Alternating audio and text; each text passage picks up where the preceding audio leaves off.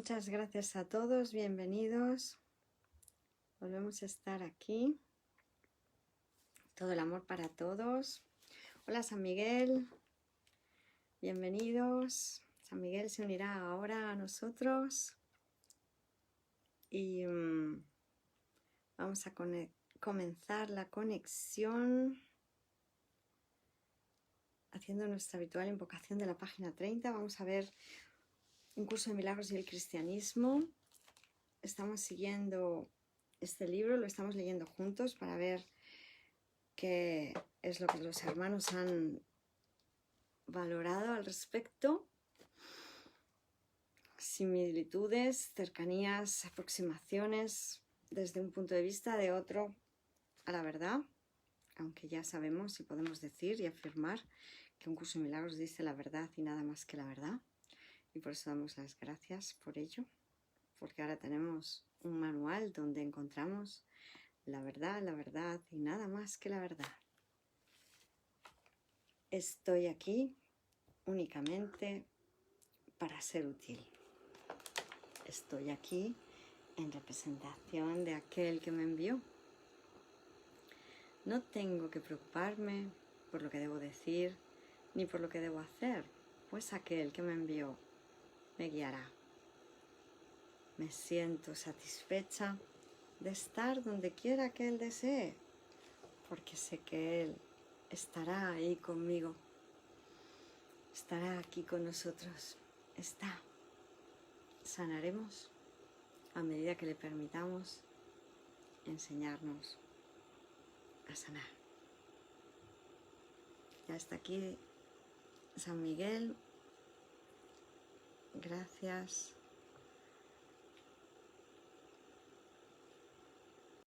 Te estoy añadiendo aparentemente. Aquí estamos. Hola San Miguel. Buenos días. Buenos días, bendito día. Gracias por compartir el camino de vuelta a casa. Pues cuando quieras. Nos quedamos en el punto 4. ¿Lo hago todos los puntos o...? Venga, sí, repítelos. Punto 1. El curso de milagros enseña que Dios no creó el universo físico, el cual incluye toda materia, forma y el cuerpo. La Biblia afirma que sí lo creó. Punto 2. El Dios de un curso de milagros ni siquiera sabe del pecado de la separación, puesto que saber de él lo haría real, y todavía menos reacciona a él. El Dios de la Biblia percibe el pecado directamente, como se describe en el relato del Jardín del Edén, que se comenta más adelante en el diálogo, y sus respuestas al mismo son vigorosas, dramáticas y a veces punitivas, como mínimo. Punto 3. El Jesús de un curso de milagros es igual a todos los demás seres humanos. Forma parte del Hijo único de Dios o Cristo. Al Jesús de la Biblia se le considera especial, aparte y por consiguiente ontológicamente distinto a todos los demás, puesto que es el unigénito de Dios, la segunda persona de la Trinidad. Punto 4. El Jesús de un curso de milagros no es enviado por Dios para que sufra y muera en la cruz en un acto de sacrificio expiatorio por el pecado. Más bien enseña que el pecado no existe al demostrar que, en realidad, no le pasó nada, puesto que el pecado no tiene efecto alguno sobre el amor de Dios. El Jesús de la Biblia agoniza, sufre y muere por los pecados del mundo en un acto que le brinda salvación vicaria a la humanidad, con lo cual establece que el pecado y la muerte son reales. Además, refleja claramente que Dios ha sido afectado por el pecado de Adán y tiene que responder a la presencia real del pecado en el mundo sacrificando a su Hijo bien amado. Amén. Amén. Muchas gracias. Bueno, ayer para comentar lo que viene en el punto 3, fijaos la perspectiva maravillosa, ¿no? De que todos somos Jesús, todos somos como Él, hermanos del mismo rango, San Miguel, Sí. del mismo calibre. ¿Tú te sientes así? Hombre, claro, claro, Jesús era nuestro hermano, yo me siento como un hijo más, Eso no es. como separado. Nos sentimos igual de dignos que Jesús. Claro. Se acaba la idea del pecado. Se acaba la idea de tener que expiar mediante el dolor, mediante el escarnio. Fijaos que la locura del Hijo de Dios es creer que nos convertimos en carne y luego creer que hay que machacar esa carne, hacerla trizas a base de sufrimiento y culpa. para expurgarnos del pecado, ¿verdad? O sea, nos inventamos un cuerpo de carne y luego creemos que tenemos que machacar ese cuerpo. Jesús lo deja bien claro en las enseñanzas. El que castiga al cuerpo está loco. Y esa locura la hemos mantenido a lo largo del tiempo. Tenemos, por ejemplo, figuras como Santa Teresa de Jesús, que es una de las místicas españolas aparentemente más reconocidas en el mundo entero, ¿verdad? Sí. Que tenía momentos de unión total con Dios. Se dice que hasta levitaba, ¿no? Que se elevaba del suelo cuando se conectaba con la divinidad, y en otros momentos se dedicaba a hacer escarnio de su cuerpo. Se ponía cilicios, dormía en camas con pinchos, ¿verdad? Vemos que eso no tiene sentido. Somos todos el digno Hijo de Dios. Eso es lo que estamos aprendiendo ahora. Que sí, que somos el digno Hijo de Dios. Que sí que somos tan el Cristo como Jesús. Por eso nos ponemos ese apellido, ¿verdad, San Miguel? O Miguel Cristo. Miguel Cristo. Nuestros nombres ahora serían esos: San Miguel, Santa Hilda, o Miguel Cristo, Hilda Cristo, porque el Cristo es nuestro apellido verdadero. El apellido dice la procedencia. ¿De dónde provienes? ¿De Núñez? No, vengo del Cristo, vengo de Dios, ¿verdad? Qué maravilla. Y como vemos en el punto 4, Dios no nos ha enviado a este mundo. Esa ha sido la salida de la casa del Padre. Se puede ver en el capítulo 8 esa referencia al Hijo Pródigo. Capítulo 8. Sí. En la página 165, capítulo 8, el viaje de retorno, el punto 6, el tesoro de Dios, que somos nosotros. ¿Cómo va a echar un padre amoroso de su casa a su tesoro, que somos nosotros? En el párrafo 4 se nos dice: Escucha la parábola del hijo pródigo y aprende cuál es el tesoro de Dios y el tuyo. El hijo de un padre amoroso abandonó su hogar y pensó que había derrochado toda su fortuna a cambio de cosas sin valor, si bien no había entendido en su momento la falta de valor de las mismas. Le daba vergüenza volver a su padre porque pensaba que lo había herido, mas cuando regresó a casa, su padre lo recibió jubilosamente, toda vez que el hijo era en sí era su tesoro. El padre no quería nada más. Ya está. ¿Qué es lo que quiere un padre amoroso? A su hijo. Nuestro Padre nos ama. Dios es amor inmutable. No es un amor cambiante como el que creemos que nos hemos inventado nosotros aquí. Por eso, como nos explica aquí San Kenneth Wapnick, el Jesús de Un Curso de Milagros no es enviado por Dios para que sufra y muera en la cruz en un acto sacrificatorio de expiación por el pecado, sino que más bien enseña que el pecado no existe al demostrar que nada le ocurrió a él en realidad.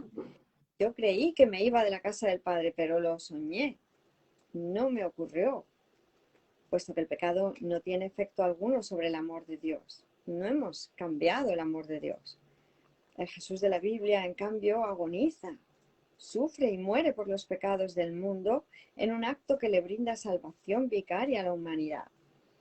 Cuando proyectamos sobre Jesús la posibilidad de sufrir, son nuestras propias percepciones erróneas. El Jesús que Jesús nos aclara ahora es el Jesús que no pudo sufrir porque vino a mostrar que él no podía ser herido. Y todos vinimos a lo mismo, de parte del Espíritu Santo. Por eso ya no establecemos ni el pecado ni la muerte como reales y reflejamos a Dios verdaderamente. El pecado de Adán no ocurrió. Si volvemos a el capítulo 2, ¿verdad?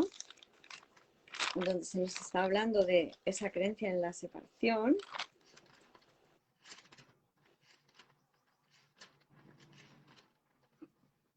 ¿Qué párrafo? Si Adán nos hubiera creído, la de página 19, 18 y 19. ¿El jardín del El Edén? párrafo, sí, el párrafo 3 de nuevo. El jardín del Edén, la condición que existía antes de la separación, era un estado mental en el que no se necesitaba nada. Cuando Adán dio oídos a las mentiras de la serpiente, lo único que oyó fueron falsedades. Tú no tienes por qué continuar creyendo lo que no es verdad, a no ser que así lo elijas. Todo ello puede literalmente desaparecer en un abrir y cerrar de ojos, porque no es más que una percepción falsa. Lo que se ve en sueños parece ser muy real. Lo que es más, en la Biblia se menciona que sobre Adán se abatió un sueño profundo, mas no se hace referencia en ninguna parte a que haya despertado. El mundo no ha experimentado todavía ningún despertar o renacimiento completo. Un renacer así es imposible mientras siga proyectando o creando falsamente. No obstante, la capacidad de extender tal como Dios te extendió su espíritu permanece todavía dentro de ti. En realidad esta es tu única alternativa, pues se te dio el libre albedrío para que te deleitaras creando lo perfecto. Amén. Amén, qué maravilla. Si no nos hubiéramos creído las mentiras de la serpiente, si no hubiéramos querido, porque la serpiente es el ego, si no nos hubiéramos querido inventar un sistema de pensamiento para autoengañarnos y decirnos que Dios se ha vuelto un traidor como yo me he vuelto, como veremos también en las leyes del caos, si yo no hubiera creído que hemos podido cambiar a Dios, como dice el primer proceso, el primer paso en el proceso del descenso hacia el miedo, el primero es que crees que tu mente puede cambiar lo que Dios creó, o sea, que puedo cambiar la creación, puedo cambiar a Dios. Si no hubiera creído eso, nada habría ocurrido. Yo estaría en la casa del Padre. Las ideas no abandonan su fuente. Y esa es la idea que nos repite el Maestro Jesús en el curso una y otra vez, ¿verdad? ¿Verdad? Pues adelante, ¿quieres seguir leyendo, Sí. por favor? Así pues, desde la perspectiva de un curso de milagros, el Dios de la Biblia, creador del mundo y autor del plan de la expiación por medio del sufrimiento, el sacrificio y la muerte, es un Dios del ego. Es un Dios que claramente representa el sistema de pensamiento de especialismo del ego que el curso expone. Jesús mismo establece estos paralelismos en el texto, como puede verse en las sesiones iniciales de los capítulos 3 y 6, en la introducción al capítulo 13, en la importante sección del capítulo 23, las leyes del caos, así como en muchísimos otros lugares del curso. ¿Leemos eso? Bueno, pues sí, claro, vamos allá. Capítulo Como 13. vemos, lo que no tiene mucho sentido, después de hacernos esta clara exposición de cómo en la Biblia se estaba entendiendo erróneamente qué era la expiación, que luego San Kenneth Wapnick diga que el curso de milagros no viene a corregir a la Biblia y que son dos opciones diferentes, ¿no? El Espíritu Santo viene a corregir lo que hemos manifestado en la Biblia que no se entendió bien. Capítulo 3, la percepción inocente. Y la primera sección es la expiación sin sacrificio. ¿Empiezas a leer? A ver, ¿qué página me has dicho? Página 39, capítulo 3. Dice secciones iniciales del capítulo 3, 6 y en la introducción al capítulo 13. El primer punto, el primer párrafo del capítulo 3. Sí, expiación sin sacrificio, Vale. es lo que estamos hablando. 1. Hay otro punto que debe quedar perfectamente claro antes de que pueda desaparecer cualquier residuo de temor que aún esté asociado con los milagros. La crucifixión no estableció la expiación, fue la resurrección la que lo hizo. Son muchos los cristianos sinceros que no han entendido esto correctamente. Nadie que esté libre. ¿Puedes parar un momento? Sí. Pues, vale, gracias. Cristianos sinceros, cristianos de corazón, cristianos, mentes que buscan a Cristo, mentes que buscan a Dios, pero que no lo han entendido, porque todavía se están dejando guiar por el ego. Gracias. Si se examina la crucifixión desde un punto de vista invertido, Parece como si Dios hubiese permitido e incluso fomentado el que uno de sus hijos sufriese por ser bueno. Esta desafortunada interpretación, que surgió como resultado de la proyección, ha llevado a muchas personas a vivir sumamente atemorizadas de Dios.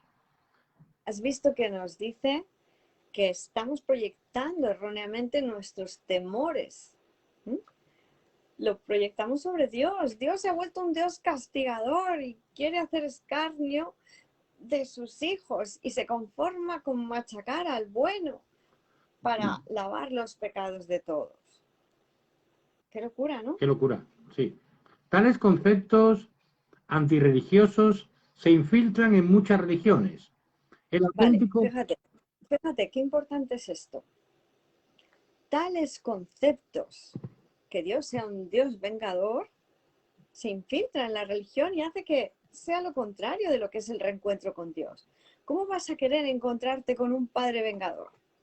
Lo que querrás será huir, tiramillas, que se quede lo más lejos posible de mí, ¿no? Si tú consideras que tu padre lo que quiere es vengarse de ti, eso no es un concepto por el cual yo me quiera reunir con mi padre, y la religión es reunirme con Dios. Entonces invierten a la religión y la vuelven temible, y por eso muchos se vuelven ateos incluso, ¿no? Cuando nos criamos en ambientes religiosos donde se te dicen, teme a Dios, teme su venganza, obra bien porque si no serás castigado con las llamas del infierno. Gracias. el auténtico cristiano, sin embargo, debería hacer una pausa y preguntarse ¿cómo iba a ser posible esto? ¿Cómo iba a ser posible que Dios mismo fuese capaz de albergar el tipo de pensamiento que sus propias palabras han señalado claramente que es indigno de su Hijo? Fíjate, San Miguel, lo que nosotros hemos intentado es creer que el temor y el amor son ambos posibles. ¿Te das cuenta?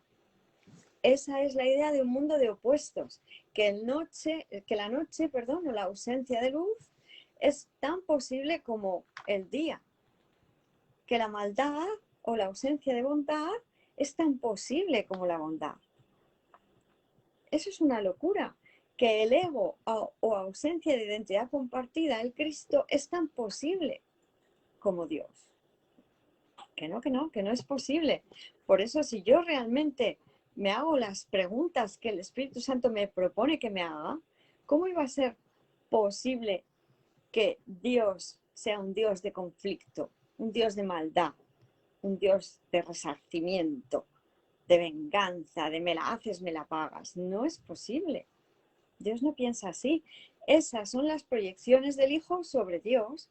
Por eso, cuando en la Biblia se habla de un Dios de ese tipo, sobre todo en el Antiguo Testamento, ¿por qué en el Nuevo ya no se habla tanto de un Dios así? Porque ya está la mano de Jesús en el Nuevo Testamento. Ya está la mano de Jesús diciendo que no, que yo os voy a reinterpretar la ley. Claro que Jesús se encontró con toda la oposición de los poderes establecidos en aquella época, tanto religiosos ilusoriamente como los poderes económicos y sociales establecidos. Los que ostentaban aparentemente el poder en, digamos, en los lugares donde pareció transitar Jesús, no querían lo que Jesús estaba diciendo, porque Jesús venía a igualarnos a todos. Y los que ostentaban el poder aparentemente decían, uy, que se nos van a revelar las masas, ¿no? Este nos pone a todos por igual, nos unifica, nos iguala. Este es un agitador de masas, que le corten la cabeza. Hay que crucificarlo, hay que quitárselo en medio cuanto antes, porque nos agita al personal, a los que están ahí apaciguados, sufriendo en silencio sus hemorroides, aparentemente. Pues no tiene sentido. ¿Verdad, San Miguel? Verdad, verdad. Es una locura. Eso es. Nos vamos a leer el capítulo 6 también. Capítulo 6. ¿Qué epígrafe? El primero. ¿El primero que es la introducción o el mensaje de la Sí. Constitución? Pues vamos a leer. Un segundito que llego. Gracias. Vamos a leer el mensaje de la crucifixión. Sí. 1. Para los efectos del aprendizaje, examinemos de nuevo la crucifixión. No hice hincapié en ella anteriormente debido a las temibles connotaciones que quizá tengas asociadas con ella. Lo único que se ha subrayado hasta ahora es que no fue una forma de castigo. Fíjate, ¿qué nos ha dicho Jesús? Tenemos asociada la salvación con la crucifixión. Te salvas cuando te crucifican. ¿A quiénes llamamos santos? ¿A quiénes canonizamos? La mayor parte de los santos llegaron a la santidad siendo mártires. Mártires, correcto. Nos dice, claro, Jesús nos dice, no voy en busca de mártires, sino de maestros, que no vas a tener que ser crucificado, vas a tener que perdonar, nada más. Si comprendiéramos que el perdón nos libera de las alucinaciones de ser un cuerpo, no volveríamos a sufrir jamás, ¿verdad? ¿Verdad? Gracias. Continúo. Adelante. No obstante, no se puede explicar nada utilizando exclusivamente términos negativos. Existe una interpretación constructiva de la crucifixión, que está totalmente desprovista de miedo y que, por lo tanto, si se entiende debidamente, es totalmente benévola en cuanto a lo que enseña. Porque nos va a decir Jesús que el verdadero mensaje es la resurrección. ¿Qué trae consigo la crucifixión? La resurrección. Fijaos que hasta en un caso de ataque extremo, como pareció ser la crucifixión, no mueres, no puedes morir. Simplemente vuelves a la verdadera vida, que es la vida en el reino de los cielos, del conocimiento. ¿Verdad? ¿Verdad? Continúo. 2. Sí. La crucifixión no es más que un ejemplo extremo. Su valor, al igual que el valor de cualquier otro recurso de enseñanza, reside únicamente en la clase de aprendizaje que facilita. Se puede entender y se ha entendido incorrectamente. Ello se debe únicamente al hecho de que los temerosos tienden a percibir con miedo. Y ahí está la clave. Cuando vemos la idea de la crucifixión desde el ego, dices, ¡ah! Uy, si yo para salvarme tengo que ser como Jesús que le crucificaron, quita, ya me salvo yo a mi manera, a la manera que me propone el ego. Sálvate con los placeres del mundo. Total, los malos y los buenos van a pagar como si fueran injustos por igual, pues ataca, arrasa, asesina, manipula, miente y que no te pillen. ¿Verdad? Esa ha sido nuestra locura. Nos dice Santa María Cristina Moreira, feliz instante santo, amados hermanos, gratitud infinita a nuestro Padre por nuestra perfecta creación, como uno con Él, todo y todos. Gracias, Santa María Cristina Moreira, gracias a todos. Pues adelante. Ya te dije que siempre puedes recurrir a mí para compartir mi decisión y de ese modo hacerla más firme. Te dije también que la crucifixión fue la última jornada inútil que la filiación tuvo que emprender y que para todo aquel que la entienda representa la manera de liberarse del miedo. Fíjate, San Miguel, ¿qué es esto de la jornada inútil? Es inútil intentar matarnos para ver que no podemos morir. Es que fíjate cómo aprendíamos antes, a base de sangre, sudor y lágrimas. Te dabas de cabezazos contra las paredes continuadamente hasta que comprendías que el dolor es un sinsentido, que no ganas nada sufriendo. Nos matábamos los unos a los otros hasta comprender que no podemos morir. Es inútil que intentes aprender por la vía del ego. Mejor reconoce que estás equivocándote y sana.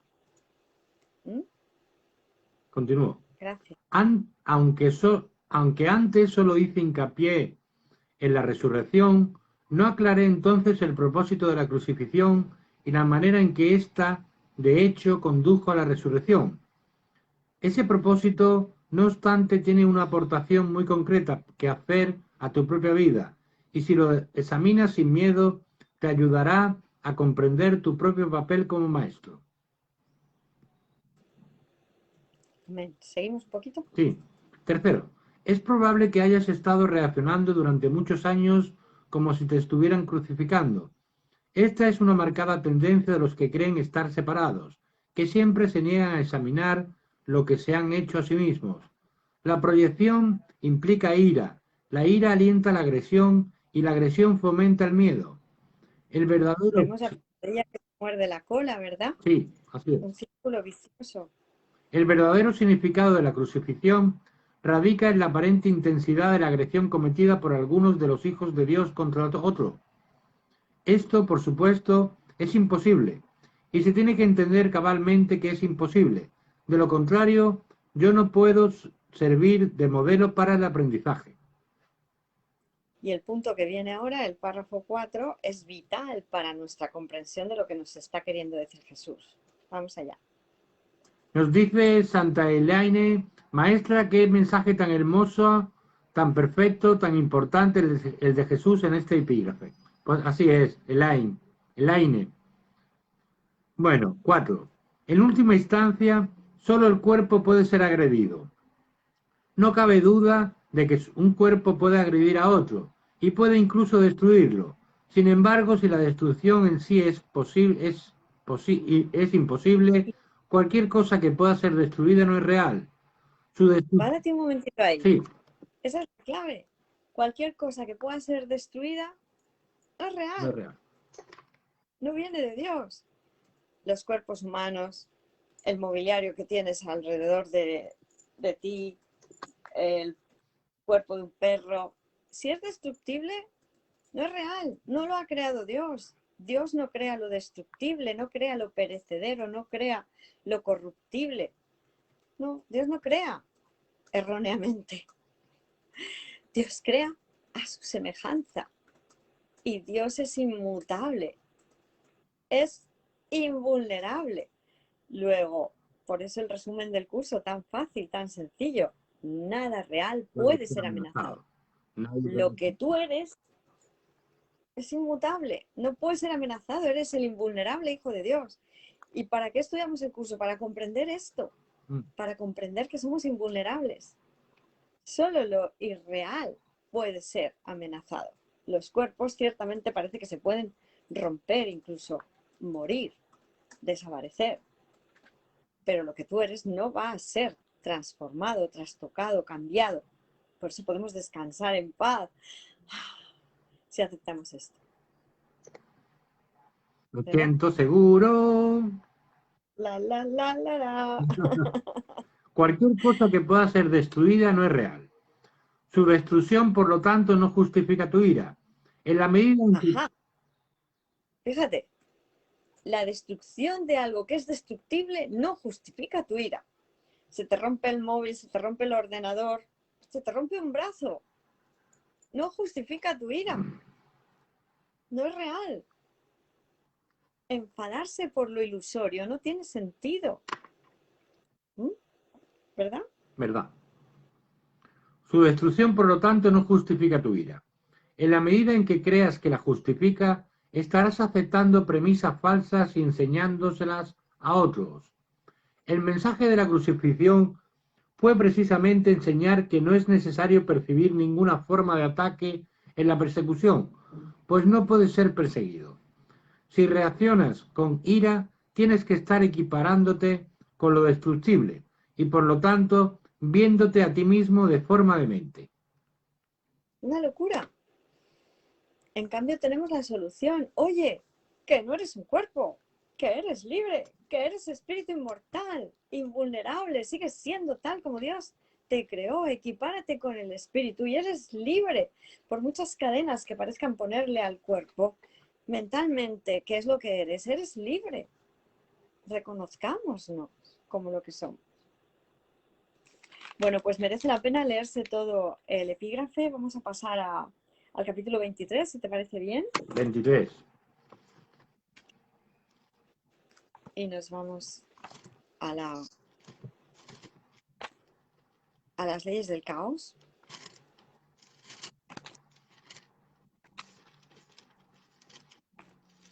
Que es el punto 2, ¿verdad?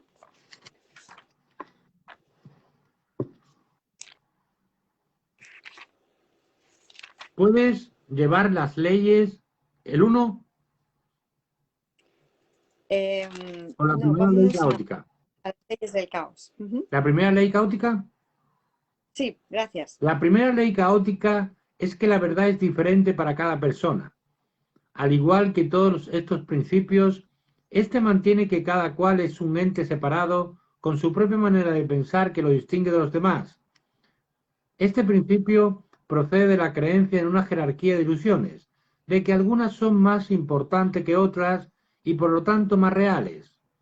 Cada cual establece esto para sí mismo y le confiere realidad atacando lo que el otro valora, y el ataque se justifica porque los valores difieren.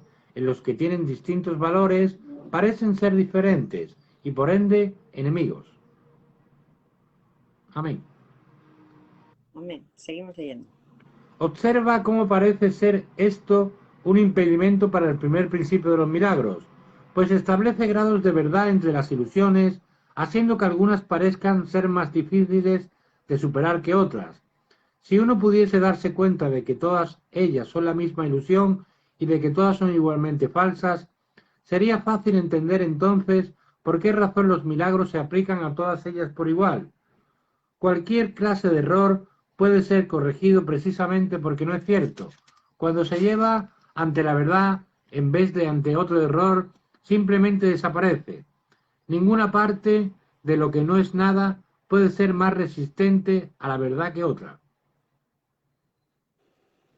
¿Y la segunda ley del caos? La segunda ley del caos, muy querida por todo aquel que venera el pecado, es que no hay nadie que no peque, y por lo tanto todo el mundo merece ataque y muerte. Este principio, estrechamente vinculado al primero, es la exigencia de que el error merece castigo y no corrección, pues la destrucción del que comete el error lo pone fuera del alcance de la corrección y del perdón. De este modo interpreta lo que ha hecho como una sentencia irrevocable contra sí mismo que ni siquiera Dios mismo puede revocar. Los pecados no pueden ser perdonados al ser la creencia de que el Hijo de Dios puede cometer errores, por los cuales su propia destrucción se vuelve inevitable. Amén. Si quieres, saltamos el párrafo quinto, vamos a leer el 6 y el 7. Vale. En ninguna otra parte es más evidente la arrogancia en la que se basan las leyes del caos, que como sale a relucir aquí. He aquí el principio que pretende definir lo que debe ser el creador de la realidad, lo que debe pensar y lo que debe creer, y creyéndolo cómo debe responder. Ni siquiera se considera necesario preguntarle si eso que se ha decretado que son sus creencias es verdad. Su hijo le puede decir lo que ésta es, y la única alternativa que le queda es aceptar la palabra de su hijo o estar equivocado. Esto conduce directamente a la tercera creencia descabellada que hace que el caos parezca ser eterno, pues si Dios no puede estar equivocado, tiene entonces que aceptar la creencia de que su hijo tiene de sí mismo y odiarlo por ello. Fíjate, ¿Eh? que el Padre nos odia. Sí. Esto es lo que creemos nosotros y no lo ponemos en duda. Dios me odia, por lo tanto, ¿cómo voy a recurrir a Él en busca de ayuda, no? Claro. 7. 7. Observa cómo se refuerza el temor a Dios por medio de este tercer principio. Ahora se hace imposible recurrir a Él en momentos de tribulación, pues Él se ha convertido en el enemigo que la causó y no sirve de nada recurrir a Él. La salvación tampoco puede encontrarse en el Hijo, ya que cada uno de sus aspectos parece estar en pugna con el Padre y siente que su ataque está justificado. Ahora el conflicto se ha vuelto inevitable e inaccesible a la ayuda de Dios, pues ahora la salvación jamás será posible, ya que el Salvador se ha convertido en el enemigo. Y el 8, y ya con esto lo dejamos. No hay manera de liberarse o escapar. La expiación se convierte en un mito, y lo que la voluntad de Dios dispone es la venganza, no el perdón. Desde allí donde todo esto se origina, no se ve nada que pueda ser realmente una ayuda. Solo la destrucción puede ser el resultado final, y Dios mismo parece estar poniéndose de parte de ello para derrotar a su Hijo. No pienses que el ego te va a ayudar a escapar de lo que él desea para ti. Esa es la función de este curso, que no le concede ningún valor a lo que el ego estima. Y nos vamos a ir al punto 17, donde también Jesús nos hace un despliegue de esta locura para que la tengamos clara, del manual para el maestro, cómo lidian los maestros de Dios con los pensamientos mágicos. Y nos vamos al párrafo 5, página 50.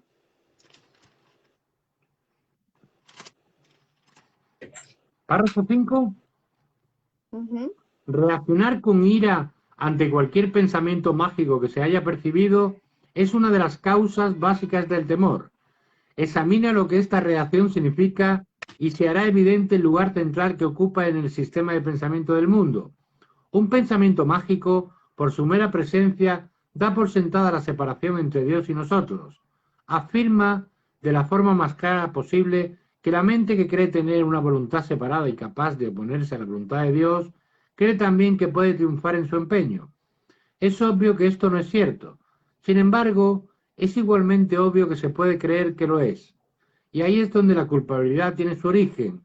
Aquel que usurpa el lugar de Dios y se lo queda para sí mismo tiene ahora un enemigo mortal. Y ahora él mismo tiene que encargarse de su propia protección y construir un escudo con que mantenerse a salvo de una furia tenaz y de una venganza insaciable. No veo. Sigue leyendo, Sí. que todavía tiene más enjundia. ¿Cómo se puede resolver esta injusta batalla? Su final es inevitable, pues su desenlace no puede ser otro que la muerte. ¿Cómo entonces puede uno confiar en sus propias defensas? Una vez más, pues hay que recurrir a la magia. Olvídate de la batalla. Acéptala como un hecho y luego olvídate de ella. No recuerdes... Fíjate lo que está diciendo San Miguel. Estamos en pugna con Dios, pero hay que sacar esa idea de la conciencia y así nos olvidamos de la batalla. Acéptala como un hecho y luego olvídate de ella. ¿Mm? Y sigue diciendo la frase 7. No recuerdes las ínfimas probabilidades que tienes de ganar. No recuerdes la magnitud del enemigo, ni pienses cuán débil eres en comparación con él. Acepta tu estado de separación, pero no recuerdes cómo se originó. Cree que has ganado la batalla, pero no conserves el más mínimo recuerdo de quién es realmente tu formidable contrincante. Al proyectar tu olvido sobre él, te parecerá que él se ha olvidado también. Ya está, fíjate. ¿Qué te parece? No vea. Si yo me olvido de Dios, pues Dios se olvida de mí. Y entonces estoy aquí en el mundo yo solo, por mi cuenta, a mi manera. Leemos el 7, el párrafo 7 y ya Vale. volvemos a la lectura. Mas ¿cuál va a ser ahora tu reacción ante todos los pensamientos mágicos? No pueden sino volver a despertar tu culpabilidad durmiente, que has ocultado pero no has abandonado. Cada uno le dice claramente a tu mente atemorizada, has usurpado el lugar de Dios. No creas que Él se ha olvidado. Aquí es donde más vívidamente se ve reflejado el temor a Dios. Pues en ese pensamiento la culpabilidad ha elevado la locura al trono de Dios mismo. Y ahora ya no queda ninguna esperanza excepto la de matar. En eso estriba ahora la salvación. Un padre iracundo persigue a su hijo culpable. Mata o te matarán, pues estas son las únicas alternativas que tienes. Más allá de ellas no hay ninguna otra, pues lo que pasó es irreversible. La mancha de sangre no se puede quitar y todo el que lleva esta mancha sobre sí está condenado a morir. No vea. Nos dice Santa Elaine de un curso de milagro, todo esto se lo he comentado a un hermano que pareciera centrarse en el ilusorio cuerpo. Casi siempre me dice que el cuerpo tiene necesidades, que porque somos humanos, inclusive pareciera seguirme diciendo lo mismo. Le he comentado que no estamos solos y que el cuerpo es solo un vehículo de comunicación, que esa no es nuestra verdadera identidad y demás. Sin embargo, pareciera seguirme diciendo lo mismo. Dice un poquito más que pareciera que no has leído, te pareciera que me comenta muy seguido que debo tener un novio y no estar sola, etcétera. Ah, pues eso me lo he perdido yo. Ah, sí, es verdad. Que debo tener un novio y no estar sola, etcétera. Le he comentado que no estamos solos y que el cuerpo es solo un vehículo de comunicación, que esa no es nuestra verdadera identidad y demás. Sin embargo, pareciera seguirme diciendo lo mismo. Pues ahí que hay que aplicar la paciencia infinita, ¿verdad? Paciencia Para infinita, resultado inmediato. inmediatos. Y ya se te irá diciendo cómo seguir interactuando con el hermano. Los milagros hay que seguir obrándolos y tener fe y caridad para con el hermano. Fe en el hermano como practicábamos ayer, ¿verdad? Confío en mis hermanos, con confianza es con fe, en que ellos van a aceptar la expiación para sí mismos. Esa es la verdadera caridad, verles como si ya la hubieran aceptado. Pues seguimos en la página 4 de un curso de milagros del cristianismo. Página 13. Para la nueva edición, página En 13. resumen, por lo tanto, podemos concluir que no existe ninguna forma de reconciliar el Dios o la teología de la Biblia con la teología que encontramos en un curso de milagros. Es más, la figura de Jesús en la Biblia es totalmente incompatible con el Jesús que fue autor de un curso de milagros. De hecho, Jesús afirma en el curso, en obvia referencia a las imágenes históricas que se extrajeron de las bíblicas, que se han hecho ídolos amargos de aquel que solo quiere ser un hermano para el mundo. Constituye una fuente continua de asombro. C5, vamos a verlo, ¿no? Vale. C5 sería en el manual. Es la clarificación de términos, ¿puede ser? Vamos a ver. Manual para el maestro, clarificación de términos, el punto 5. Jesús Cristo. Sí. 5, 5, 7. El 7, no encuentro el 7. 6. Se ha hecho amargos, es la frase 7. Se han hecho amargos ídolos de aquel que solo quiere ser un hermano para el mundo.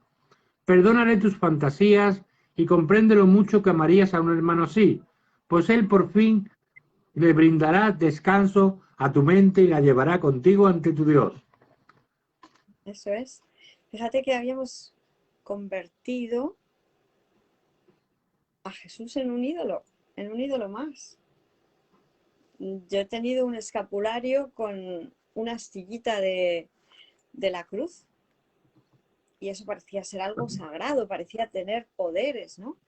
Cuando en la sacristía pareciera que tomamos la hostia consagrada, se supone que estamos integrando el cuerpo de Cristo, porque el cuerpo de Cristo, de Jesús, era especial, ¿no? Esa ha sido nuestra locura. Fijaos que la postura que parece adoptar San Kenneth parece ser un poco radical, ¿no? Diciéndonos que hay que desechar completamente al Dios que nos plantea la Biblia. No todo el tiempo la Biblia nos plantea un Dios así, también nos plantea un Dios de amor. Entonces, ¿qué es lo que habría que hacer realmente con la Biblia? Quedarnos solo con las partes donde se habla de amor, ¿verdad? Sí. Porque recordemos que el mundo del sueño es un sistema de pensamiento dual. El ego no ha podido, el sistema de pensamiento del ego no ha podido atraernos solo con la negrura. Por eso ha cogido la interpretación del Espíritu Santo, la ha tergiversado, la ha vuelto ilusoria porque la ha añadido a los opuestos. Y entonces es un sistema de pensamiento de confusión porque parece estar todo entremezclado. El papel ahora del Espíritu Santo es desenmarañar esa maraña de pensamiento amoroso con el no amoroso y dejarnos el pensamiento amoroso pero universal, todo abarcador. El amor no solo en parte y a veces espacio y tiempo, ahora es total y siempre, ¿verdad? Sí. Gracias, Miguel, no hay nada que temer, claro que no. Y nos dice Santa Elena, exacto, maestra, eso hago, paciencia infinita, milagro inmediato. Amén, gracias. Pues adelante, San Miguel. Si quieres repetir la última Sí, frase. sí, la vamos a repetir. Jesús afirma en el curso en obvia referencia a las imágenes históricas que se extrajeron de las bíblicas que se han hecho ídolos amargos de aquel que solo quiere ser un hermano para el mundo. Constituye una fuente continua de asombro, dadas las claras distinciones entre la figura bíblica y la del curso. Observar cuán frecuentemente se intenta esta reconciliación. De hecho, el padre Clark hace esta observación en el transcurso del diálogo. Sigo. Sí. A menudo he hecho públicamente el comentario de que una de las lecciones más importantes que puede aprender un estudiante de un curso de milagros es cómo estar en desacuerdo con alguien, tanto si esa persona está en otro camino espiritual o es estudiante del curso, sin que ello conlleve un ataque. En nuestro mundo de multiplicidad, desde donde rigen las proyecciones y las percepciones personales, es casi imposible que la gente se ponga de acuerdo en cuanto a los sistemas de pensamiento, y en realidad en cuanto a casi cualquier otra cosa. De hecho, mi padre solía decir que las diferencias de opinión son las que dan lugar a las carreras de caballos. También es lo que da lugar al universo del ego y refleja su pensamiento original. El hijo está separado y difiere en especie de su creador. A ver, esto tiene que entenderse porque la idea es que si aceptamos que este mundo es un mundo de diferencias, esa sería la primera ley del caos. La verdad es diferente para cada uno de nosotros. Cuando perdonamos ya no vemos las diferencias que nos mostraría el ego si le dejáramos. Cuando perdonamos tenemos el mundo real donde todos vamos a estar de acuerdo en cuál es la verdad, porque la verdad es solo una. Entonces aquí nuestro santo maestro está mezclando la llegada del curso de milagros a nuestras vidas con que hay que este mundo de las diferencias no va a cambiar. Claro que va a cambiar el mundo proyectado. Va a ser sustituido progresivamente por el mundo real que se va a extender aquí. ¿Verdad, San Miguel? Así es. ¿De dónde surge el mundo proyectado? De la mente egoica. Sí. Si aceptamos su corrección, la corrección de la proyección, lo que vamos a tener es la extensión del mundo real aquí. Fijaos que esto es algo que parece que muchos hermanos no están aceptando todavía. Que el mundo mental vaya a tener una manifestación en el mundo de lo físico. ¿Te das cuenta? Y solo habría que querer ver de dónde surge el mundo físico, del mundo mental. Si cambio de mentalidad, ¿qué va a pasar con el efecto? Porque el mundo no es más que el efecto de mi manera de pensar. Claro que esto no va a seguir así. Cada vez que más de nosotros tengamos una mentalidad, como nos dice Jesús, verdaderamente milagrosa, el mundo de lo físico va a ir manifestando lo bueno, lo hermoso y lo santo solamente. ¿Verdad? ¿Verdad? Y cuando ya todos estemos pensando solo milagrosamente, no hará falta más tiempo. Y el mundo de la separación, que empezó por ser un mundo de separación, que ahora será un fiel reflejo de la unidad, desaparecerá, porque ya no necesitaremos más la percepción, porque habremos aprendido a aceptar la verdad tal y como es. Gracias. Como cito más adelante en el diálogo, el propio Jesús comenta en un curso de milagros: una teología universal es imposible, mientras que una experiencia universal no solo es posible, sino necesaria. Fe. Bueno, sí, clarificación de términos, introducción, segundo párrafo, ¿nos vamos para allá? Venga. A ver, esta frase puede dar lugar, y de hecho pareciera estar dando lugar a muchas interpretaciones erróneas. Volvemos a recurrir al diccionario las veces que hagan falta para clarificar lo que Jesús nos está diciendo. Claro que en este mundo parece haber muchas diferencias y claro que desde la perspectiva del mundo parece que no nos vamos a poner de acuerdo nunca, pero por eso Jesús nos dice, cambia de mentalidad, no sigas aceptando la perspectiva del mundo de disparidad, de interpretaciones diferentes como válida. No es desde la perspectiva del mundo. Y la teología es la ciencia de Dios. Teología. Una teología universal es imposible. Mientras que una Pero experiencia, ¿qué es? sí, Sí, mientras que una experiencia universal no solo es posible, sino necesaria.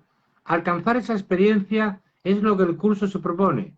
Solo cuando ésta se alcanza es posible la consistencia, porque solo entonces se acaba la incertidumbre. es posible la consistencia en la interpretación. ¿Os dais cuenta de lo que está diciendo? Es que a veces no queremos entender y por eso entendemos lo que queremos. Teología, ciencia que trata de Dios y del conocimiento que el ser humano tiene sobre él. La teología serían las creencias. Claro, porque la ciencia está basada en lo que el ser humano cree. Claro que el ser humano, que es el ego, no se va a poder poner de acuerdo con respecto a qué es Dios. Pero es que no se nos pide que nos pongamos de acuerdo como seres humanos, sino que abandonemos la creencia de ser seres humanos y aceptemos el que somos seres divinos. Y desde ahí, claro que vamos a estar todos de acuerdo. Y claro que va a haber una ilusoria ciencia universal, pero la ciencia divina. La aproximación a Dios desde la divinidad en nosotros, ¿verdad? Entonces, si aceptamos que la teología era el conocimiento humano, pues por supuesto que desde ahí no intentemos ponernos de acuerdo, porque precisamente es la manifestación directa de que somos diferentes. Primera ley del caos. La verdad es distinta para cada uno de nosotros. Y de hecho, cuando se estudian carreras de este tipo, donde se busca el conocimiento de quién soy, de dónde estoy, como es la psicología, por ejemplo, la filosofía podría ser otra de este tipo de carreras, que busca el aglutinar el saber que hemos ido desarrollando en este mundo, lo que ves es que hay hipótesis completamente contradictorias. Por ejemplo, yo he visto plantearse hipótesis de qué es antes, la emoción o eh, el pensamiento. Y unos psicólogos investigadores decían que primero era la emoción y buscaban pruebas que corroboraran esa hipótesis. Hacían experimentos aparentemente científicos que corroboraran esa hipótesis. ¿Y qué pasaba? Que encontraban pruebas a su favor.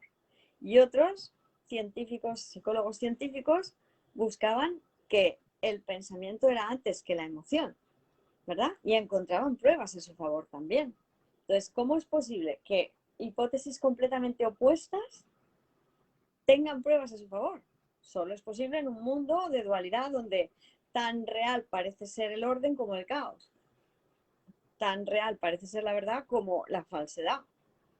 Porque aquí nos hemos inventado este mundo de percepción para manipularnos a nosotros mismos y decirnos que la verdad es falsa y que la falsedad es verdad. Entonces, claro, ¿cómo no íbamos a estar hechos un lío? ¿Verdad, corazón? ¿Verdad? Lo dejamos Pues aquí. adelante. Ah, vale, muy bien, que son -5. Estupendo. Muchísimas Qué gracias. puesta estás, Gilda, qué puesta estás, ¿eh? Increíble, ¿eh? Bueno, el Espíritu Santo que lo sabe todo. Qué puesta Yo no estás, hago más cariño. Qué barbaridad. que hacerme a un lado y permitir que todo lo que he estudiado que no tenía ningún sentido, pues el Espíritu Santo lo reinterprete, ¿verdad? Qué puesta estás, cariño. Qué barbaridad. Increíble, increíble. Igual que tú. Cuando te veo a ti, lo puesta que está, digo, no veas todo lo que me queda a mí todavía. ¡Wow! Pero si no te Hoy, queda nada, hoy, San hoy, hoy, Miguel, hoy, hoy, hoy. es una buena noticia. Tú no te preocupes por eso. Yo también me junto a lo mejor aparentemente con otros maestros que saben mucho más que yo, que este Más que aspecto de tú, la más que mente. tú. Sí, sí, sí. De verdad, yo hace poco he estado interactuando con un hermano milagroso que ha estudiado muchas otras culturas, tiene aparentemente más años que yo, como 10 más, pero ha estado siguiendo caminos espirituales, caminos del redespertar, tiene aparentemente mucha más cultura que yo y no te creas que por eso se va a salvar antes que yo. No, nos vamos a Increíble. salvar porque aceptemos la verdad. Los saberes de este mundo no son nada en comparación con la verdad que es una y simple, que es que eres el amor, nada más. Eso es lo único que tenemos que terminar por integrar, ¿verdad? Y eso ya lo eres. Si lo único que es la salvación es que reconozcamos que somos el amor. Solo con aceptar que soy tal como Dios me creó, me salvo. Porque Dios te ha creado perfecto. Los saberes de este mundo solo sirven si los ponemos en disposición del Espíritu Santo. Pero no creas que alguien por saber muchas cosas del mundo, un aspecto de la mente por saber muchas cosas del mundo, está en lo cierto. Puede estar completamente equivocado teniendo mucha cultura, habiendo viajado muchísimo, sabiendo muchos idiomas, y estar completamente equivocado. Y alguien que aparentemente no tiene mucha cultura, no ha conocido otros países, aceptar a Dios en sí y salvarse. Ya está. Es solo eso. ¿Vale? Vale. Nos vemos el martes. Vale. Hay una hermanita que pregunta, si tienes prisa, pues cuelga. Le voy a leer, sería Ana Delia, Beltrán, Julián, maestra Hilda. Una pregunta, ¿los pensamientos son engañosos? De acuerdo, pero las emociones también son engañosas. Gracias, un abrazo. Sí, gracias por la maravillosa pregunta, porque sí, así es. Toda emoción que no sea amor es un engaño, es un fiasco, es falso. Siempre que decimos creer poder sufrir, estamos engañándonos. Siempre que tienes miedo, te estás engañando, porque no se puede tener miedo. ¿Qué es el miedo? Sino la ausencia de conciencia del amor, la ausencia de experiencia del amor. Nada más. El miedo es una falsedad, es la arrogancia del Hijo de Dios diciendo que puedo sentir, experimentar algo que no soy, porque no lo ha creado Dios. El miedo es ilusorio. Solo puedes tener una emoción real, que es la que nos ha dado Dios y es lo que somos, amor.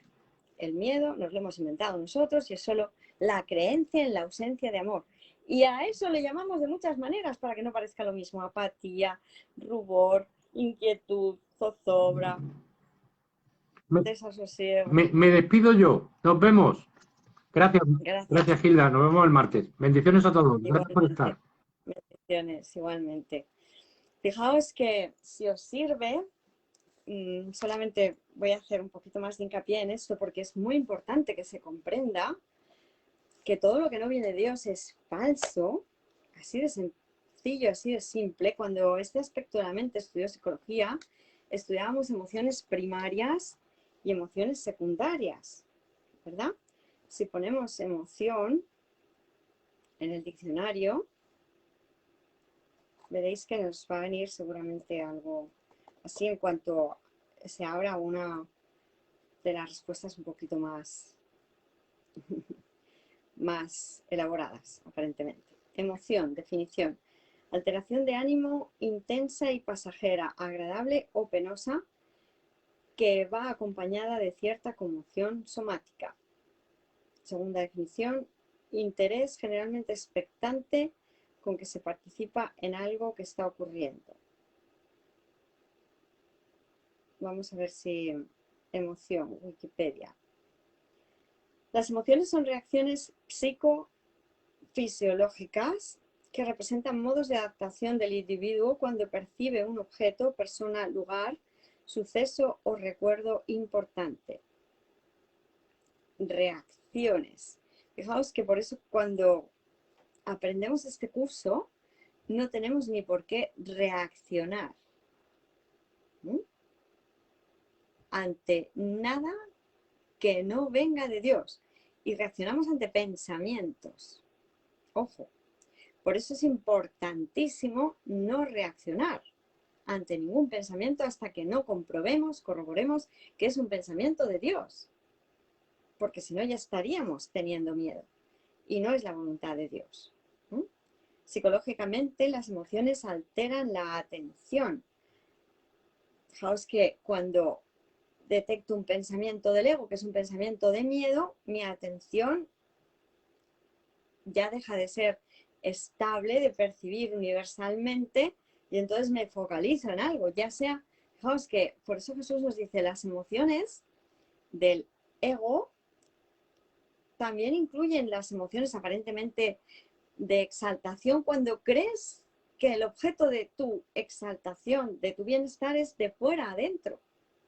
¿Qué pasa cuando crees que ves algo que te gusta mucho, que te atrae especialmente? ¿Qué pasa con tu estado de ánimo, de paz, de absoluta dicha, de perfecto goce? perderías ese estado y tendrías en realidad miedo. Que esto es lo que nos quiere explicar Jesús. Porque lo que está pasando es que ahora tu estabilidad anímica que viene de Dios se ha convertido en algo que depende de conseguir aquel objeto del deseo, del placer. Es miedo, pero lo llamamos placer y nos creemos que nos gusta.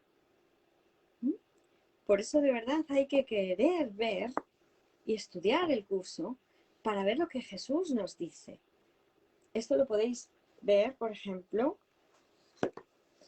en el capítulo. Nos vamos, perdón, al manual para el maestro, en el punto de reflexión número 8, en la pregunta 8. ¿Es posible o cómo puede evitarse la percepción de grados de dificultad? Primer párrafo. La creencia de que existen grados de dificultad es la base de la percepción del mundo. Dicha creencia se basa en diferencias, en un trasfondo desigual. Fijaos, todo parece estar en un escenario. Cuando le damos preponderancia a algo dentro del escenario, esa cosa pasa a estar en el centro del foco de atención. Si yo cojo este rotulador y lo pongo en el foco de mi atención y creo que me gusta, lo ensalzo, lo entresaco del resto, lo he separado, lo he segregado y ahora lo convierto en mi foco de placer. Si lo tengo, si lo poseo, mira qué bonito, es un cactus, es un boli que tiene la forma de un cactus. Ya me he perdido, ya no estoy percibiendo con igualdad, con amor toda la situación. Dicha creencia se basa en diferencias, en un trasfondo desigual y en un primer plano cambiadizo. ¿Qué prefiero? ¿Este lápiz rosa o este rotulador verde? ¿Qué pongo en mi foco de atención? En grados variables de oscuridad y luz y en miles de contrastes en los que cada cosa vista compite con las demás por sobresalir. Un objeto más grande eclipsa a otro más pequeño. Una cosa más brillante llama más la atención que otra con menos poder de atracción. Y una idea más amenazante o una que se considera más deseable de acuerdo con las normas del mundo, que son las normas de la magia, como leíamos antes, que el mundo me ofrece la felicidad de por sí, que el mundo es algo de por sí, trastorna completamente el equilibrio mental. Todos seguramente habréis tenido la experiencia de que os gustara alguien físicamente en el mundo de la ilusión. ¿Qué pasaba cuando tú estabas felizmente con tus amigos y llegaba el chico o la chica que te gustaba en ese momento? Tus amigos pasaban desapercibidos y tu foco de atención era para con ese objeto del placer. En realidad estabas teniendo miedo, pero le llamamos placer, placer y dolor. Estabas teniendo el dolor de la separación porque además creías que era un objeto que podrías conseguir o no, retener o no. En este caso un cuerpo humano. Nos da igual un boli que un cuerpo humano. Son formas, son figuras que no van a perdurar. ¿Verdad?